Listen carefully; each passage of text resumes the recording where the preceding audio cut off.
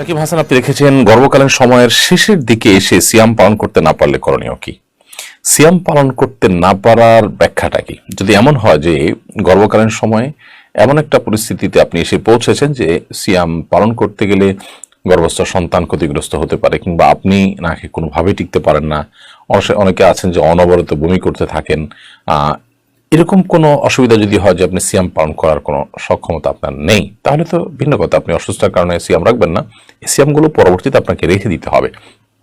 কোরআন কারীমে আল্লাহ তাআলা বলেছেন, ফামান কানা মিনকুম মারিদান আও আলা সাফারিন ফাইদ্দাতুম মিন আইয়ামিন উখরা। তোমাদের মধ্যে যারা অসুস্থ থাকবে অথবা সফরে থাকবে, তারা অন্য কোনো সময়ে এই রোজাগুলো রেখে দিতে হবে, অথবা সেই হিসেবে এই রোজাগুলো আপনি পরবর্তীতে রেখে দিলে হবে। আর যদি জাস্ট গর্ভের সময় রোজা রাখলে বাচ্চার ক্ষতি হতে পারে, এরকম একটা ঠুনকো অজুহাত কিংবা জাস্ট আশঙ্কা থেকে আপনি এটি করেন, তাহলে সেটা মোটেই ঠিক হবে না। কারণ হলো, এই আশঙ্কার কোনো ভ্যালু বা এর কোনো যৌক্তিক ব্যাখ্যা নেই এবং ভ্যালিড কোনো আশঙ্কা এটা না।